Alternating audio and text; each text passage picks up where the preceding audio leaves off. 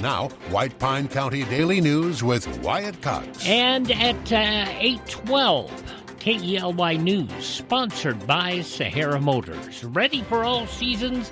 The Kawasaki Ridge XR Crew Limited HVAC side-by-side keeps cool in the summer, dry in the rain, and warm in the winter. Conquer any trail, creek, or blizzard while staying comfortable the whole way. Check one out today at Sahara Motors. Well, we just had 5/100ths of an inch of precipitation over the past 2 days. Not much, but better than nothing. Our last chance for precipitation out of this weather system will be coming in this afternoon with scattered snow showers and flurries. We do have another system that will be starting next week that will bring some Washington's birthday precipitation, hopefully a little more. Today's high right around 47 degrees, and we'll get back into the 50s by the weekend. White Pine County Commission meeting yesterday had strong public turnout. Residents voiced both support and concern over county leadership. Community members back rope Ashworth and Caleb Summerall for the Ag District 13 Fair and Rodeo Board, and Eric Trujillo for the Regional Transportation Committee, citing their experience and long-standing local involvement. Commissioners approved those appointments, one abstention, one dissenting vote. Public comment also focused on allegations of nepotism, lack of transparency, golf course subsidies, and recent staff turnover. Several speakers urged improved financial accountability and collaboration. But whether intentional or accidental, the commission passed over County Treasurer Catherine Baccarat for public comment, that despite one commissioner pointing out the omission. Commission Chair Paula Carson said because she had closed public comment, she couldn't go back and redo it. Well, KELY called the Treasurer's office, gave her time to make her comment, also gave her the opportunity to remind residents that the fourth installment of property taxes is coming up in just a few weeks. White Pine County Commission has approved an increase to its annual on-call contract with Resource Concepts Incorporated, raising the amount from $60,000 to $80,000 to cover public lands and water rights work. RCI has assisted the county since 2021, including reviewing water rights applications and supporting hearings that may impact White Pine County. Commissioners also filled those 2 open seats on the Ag District Fair Board and Rodeo Board, appointing Rope Ashworth and Caleb Summerall on a 3-0 vote. Commissioner Polly abstaining due to a conflict. Summerall is Polly's son-in-law. Eric Trujillo selected for the Regional Transportation Commission on a 3-1 vote, and Commissioner Vogler voting against that selection. George Chachis appointed to the Tourism and Recreation Board on a unanimous vote representing local hotel operators. In other action, the board also approved a $1,350 reimbursement for plumbing repairs tied to a county home sale, authorized expanded job postings, assigned commissioners to assist finance staff, and approved a $500 per week stipend for payroll specialist Terry Martinez for taking on additional human resources duties. The appointment of Commissioner Polly's daughter, Brandy Summerall, to the local emergency planning committee was tabled due to improper processes. Ely City Council meets tonight in the Volunteer Fire Hall. On the agenda, a 5:30 public hearing on 5 ordinances updating the Ely Municipal Code. Measures include provisions related to the city clerk, also city treasurer, human resources director, and deputy positions. Approval to follow the hearing.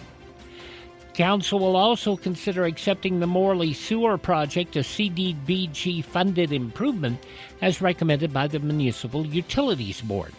Other agenda items include agreements tied to a wireline crossing and electrical easement involving the Nevada Northern Railway Foundation and Mount Wheeler Power, and a review of a revised landlord consent form for a Verizon site. An update also coming up on cemetery tree removal and pruning. In other news from the state, a Las Vegas attorney has been nominated to serve as Nevada's next U.S. attorney.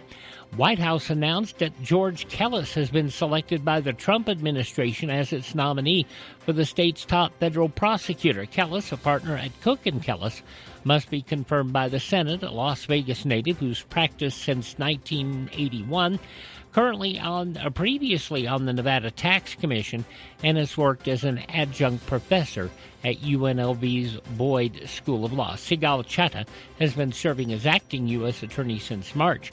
Nevada's two senators have not commented. Sex workers at Sherri's Ranch in Pahrump seeking to unionize with the Communications Worker of America, a move organizers say would mark the first brothel union in U.S. history. A majority of the brothel's 74 courtesans have signed on to the effort, which began after management introduced a new contract granting the business perpetual rights to workers' intellectual property and power of attorney over that content. Union attorneys allege at least 3 women involved in the organizing drive have been fired. Sherri's Ranch maintains its workers are independent contractors not eligible for collective bargaining. Dispute now heads to the federal labor officials, who must determine whether the courtesans qualify as employees before a union vote can proceed. Well, it's almost time for those lovely Mormon crickets to invade eastern Nevada again. Nevada Department of Agriculture hosting a series of open meetings to gather public input on plans to control the dirty little creatures on public lands. Meetings will focus on the possible use of pesticides in areas managed by the BLM. You can provide input onto it by going online to agri.nv.gov/entomology. Oh, and don't tell the county commissioners this. Shh. Duck dumping is a problem in Las Vegas.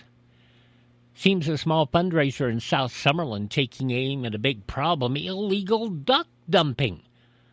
February 10th, realtor Rebecca McMahon teamed up with Everbowl to donate 10% of sales to the Gilcrease Nature Sanctuary.